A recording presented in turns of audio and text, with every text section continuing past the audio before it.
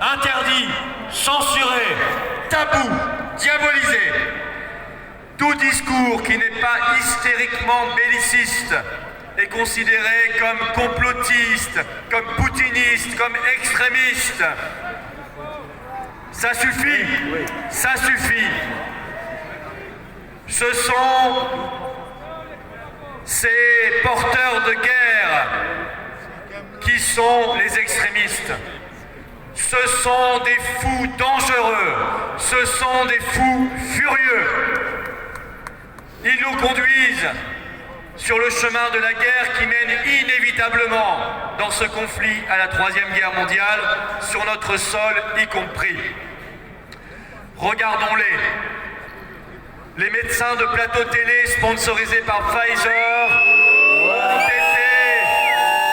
ont été remplacés par les généraux de l'OTAN et les consultants défense sponsorisés par l'Union européenne et l'OTAN. Du vaccin obligatoire, ils sont passés à la guerre obligatoire. D'une hystérie à une autre. Mais vous voulez la guerre, messieurs? Alors allez faire vous-même la guerre. Messieurs BHL, Robert Ménard, Madame Ursula von der Leyen, Monsieur Enthoven, Monsieur Laurent Alexandre, Monsieur Claude Malhuret, prenez votre pactage, votre petit casque et votre petit uniforme et allez vous battre vous-même dans le Donbass. N'envoyez pas les autres et les fils des autres se faire trouer la peau à votre place. Allez-y vous-même. Bravo. Soyez en cohérence avec vos bien curieux discours de guerre.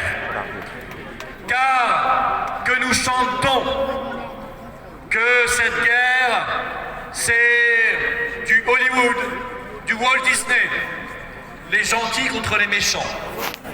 Le camp du bien, celui de nos prétendues valeurs, contre l'autocratie et la dictature. C'est un peu simpliste, un peu simplé. Moi, ça fait des années, et ça fait en réalité 40 ans, 50 ans, que les États-Unis nous chantent la même chanson de la démocratie et des valeurs au bout des missiles et des canons. Quand ils sont allés au Kosovo, en Serbie, en Afghanistan, Bolivie, en Irak en 2003, c'était déjà la même chanson. En Irak en 2003, de terribles armes de destruction massive menaçaient, soi-disant, souvenez-vous des petites fioles de M. Colin Powell. Absolument. Était-on alors traité de Saddam Husseiniste si on s'opposait à la guerre et qu'on défendait la paix? Non, nous avions juste raison. Et à l'époque, la France avait raison. Tout était bidon, comme aujourd'hui, tout est bidon. Sommes-nous vraiment le camp du bien, de la démocratie, des belles valeurs et des libertés? Vraiment? Nous qui avons, par la voix d'Ursula von der Leyen, déjà fermé des chaînes de télévision, une rupture dans notre histoire. Nous chez qui la ministre de la Culture menace d'enfermer d'autres parce qu'elle déplaise au pouvoir. Qui avons foulé aux pieds les résultats du dernier référendum auquel on a eu droit, c'était il y a 18 ans sur la Constitution européenne. Nous qui avons banni du travail des milliers d'infirmières, de médecins, de pompiers, nous qui avons imposé l'apartheid vaccinal, sommes-nous vraiment le camp du bien, de la démocratie et de la liberté? Bien évidemment que non. Qui se souvient des manifs de Gilets jaunes avec ces éclopés, ces éborgnés par le pouvoir en place? Nous, on s'en souvient et on sait que ça n'est pas la liberté et pas la démocratie. Ni oubli, ni pardon. Cette guerre d'Ukraine est planifiée depuis bien longtemps. Bien sûr. Si Hillary Clinton l'avait emporté en 2016 aux États-Unis, elle aurait eu lieu en 2017 ou en 2018, à coup sûr. Oui. Via l'étouffement progressif de la Russie par l'OTAN. Nous le savons, c'est écrit en toutes lettres dans la stratégie OTAN 2030, c'est la Russie, puis ce sera au tour de la Chine. Cette guerre sans le gaz, cette guerre sans les armes, cette guerre sans le dollar, cette guerre sans la chute d'un empire qui veut que ses colonies payent à sa place. Et malheureusement, nous sommes aujourd'hui de ces colonies. Oui.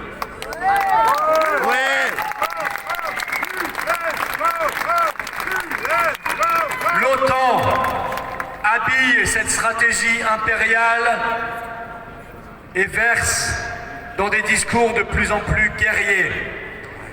L'OTAN a couvert le sabotage des gazoducs Nord Stream 1 et Nord Stream 2 le 26 septembre dernier, dont nous savons maintenant de manière certaine que cela a été fait par les États-Unis, évidemment. Pourquoi le gouvernement français ne dit pas un mot là-dessus? Parce qu'il se comporte en colonisé par rapport aux colons impériaux faucons américains. Oui.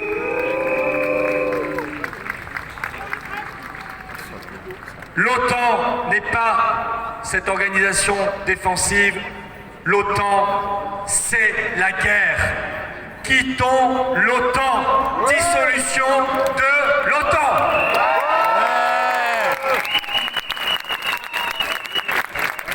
L'Union européenne aussi a révélé son vrai visage.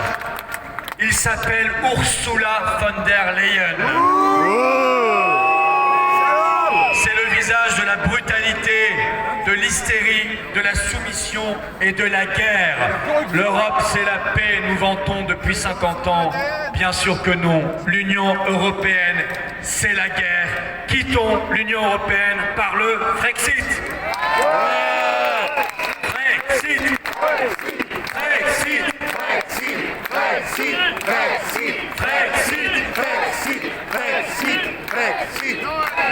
La France, si elle était libre, pourrait et devrait être cette puissance d'équilibre, de sagesse, de raison et de paix, dans l'intérêt du peuple ukrainien, dans l'intérêt du peuple russe, dans l'intérêt du peuple français et de tous les peuples du monde. Une France qui ferait le pont entre l'ancien monde anglo-américain et le nouveau monde des BRICS. Une France qui les aiderait à dialoguer et à trouver une harmonie, un équilibre et la paix. Concrètement, exigeons un plan de paix. Et pour y parvenir, exigeons d'abord un vrai débat possible dans notre pays. Si Macron veut déclarer la guerre, alors qu'il saisisse le Parlement comme l'y oblige l'article 35 de la Constitution et qu'il y ait un débat et un vote. Et tout le monde sera forcé de se positionner dans ce choix historique. Arrêtons l'envoi d'armes et d'argent à l'Ukraine de Zelensky. Les chars, les avions, les missiles longue portée et demain quoi? Notre porte-avions Charles de Gaulle et l'arme nucléaire? Cessons d'obéir à M. Zelensky, qui n'est que le pantin agité d'une oligarchie malfaisante qui a pris le contrôle de son pays depuis des années et des années. Arrêtons les sanctions idiotes qui n'apportent pas la paix là-bas, on le sait depuis 2014, mais qui apportent ici tant de problèmes et de misère. Ayons un plan de paix par une neutralisation de l'Ukraine, pas d'Ukraine dans l'Union européenne ni dans l'OTAN. Stop à l'élargissement de l'OTAN. Retrait évidemment des troupes russes qui sera permis par ce plan de paix et parce que nous aurons négocié un vrai statut du Donbass. Ça, c'est la condition du bonheur des peuples et de la paix du monde. C'est là-dessus qu'on doit travailler. Et c'est contre les discours de guerre qui dégoulinent à la télé et à la radio que nous devons agir, car ces discours sont stériles, ces discours sont dangereux, ces discours sont la voie de l'escalade vers des choses terribles.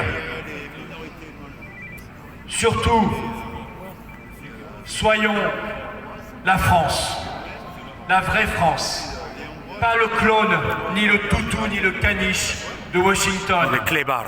Soyons cette France de paix, cette France éternelle, cette France libre, indépendante, belle et rebelle. Soyons le peuple français qui se met debout quand l'essentiel est en jeu. Les générations futures nous regardent. Ouais. Aurons-nous laissé faire l'engrenage de la Troisième Guerre mondiale ou aurons-nous agi pour casser cet engrenage et choisir la paix? C'est le seul choix aujourd'hui que nous devons faire. Ici, nous l'avons fait, nous avons fait le choix de la paix. Bravo! Nous le ferons jusqu'au bout et de plus en plus dans l'unité et le rassemblement. Vive la liberté, vive la résistance, vive la paix et vive la France libre!